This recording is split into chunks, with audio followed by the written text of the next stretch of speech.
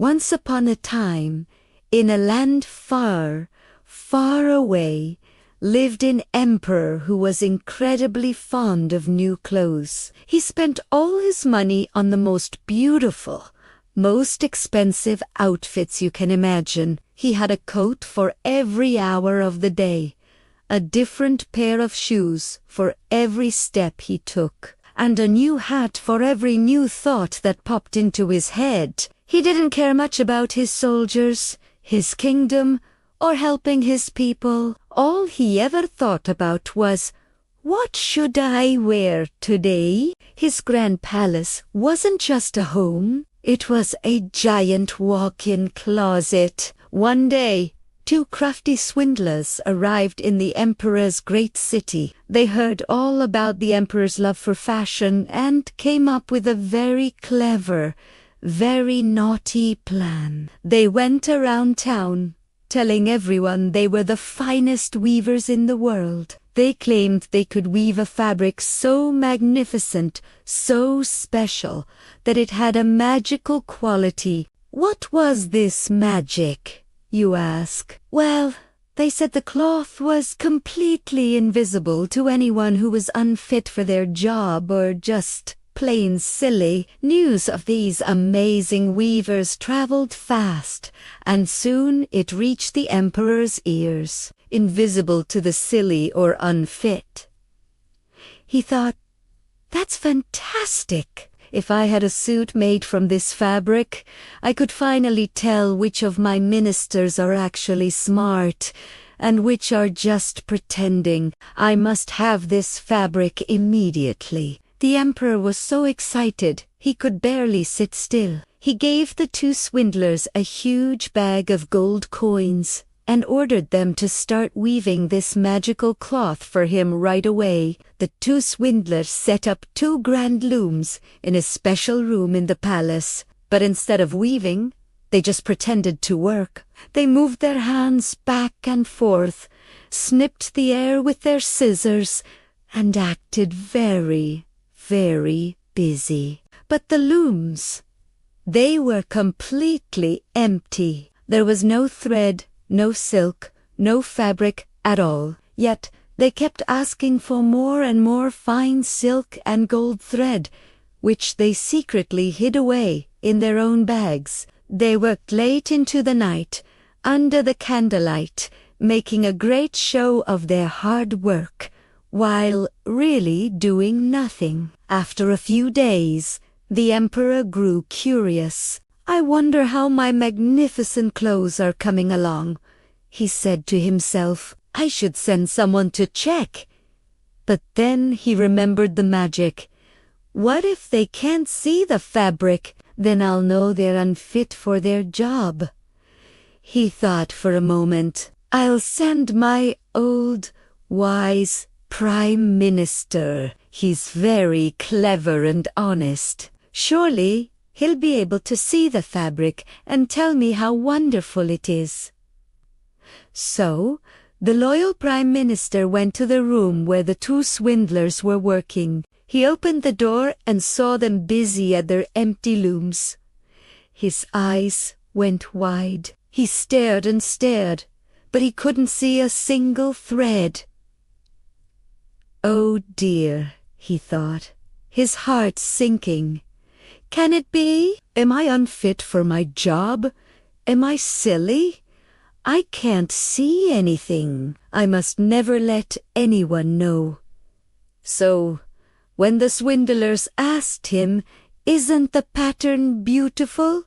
Aren't the colors magnificent?" the old minister adjusted his glasses and said, "Oh, yes, simply splendid. The colors are exquisite.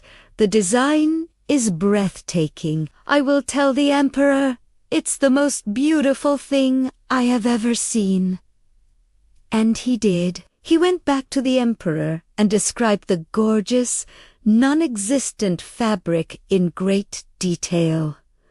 The emperor was thrilled. He sent more gold to the swindlers, who continued their little act. Soon, the emperor decided to send another trusted official to see the progress. This time, It was the minister of the wardrobe. Just like the prime minister, he walked in, saw the empty looms, and felt a cold wave of panic.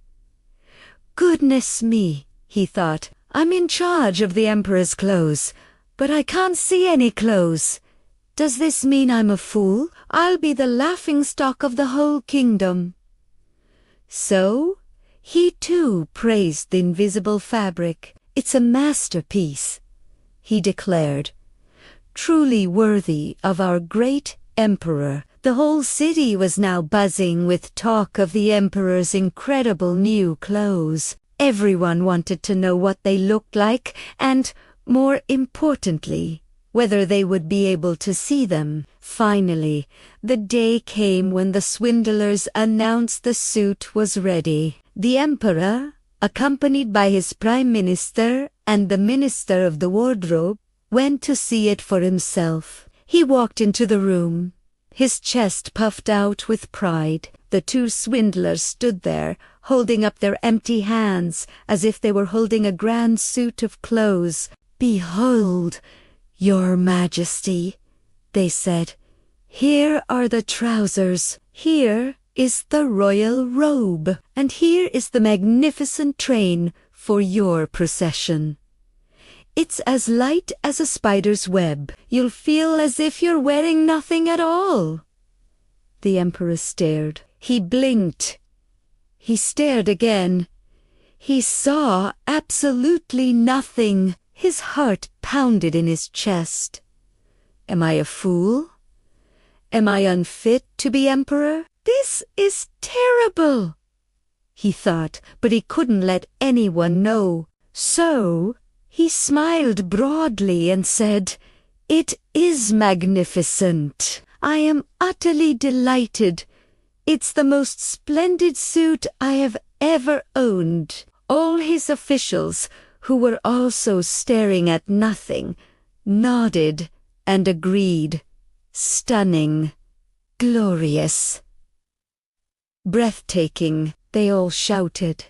Not wanting to seem silly themselves, "We shall hold a grand parade tomorrow," the emperor declared, "so all my subjects can admire my new clothes." The next day, the parade was a huge event. The streets were lined with people, all craning their necks to get a look at the emperor's magical outfit. The swindlers helped the emperor get dressed.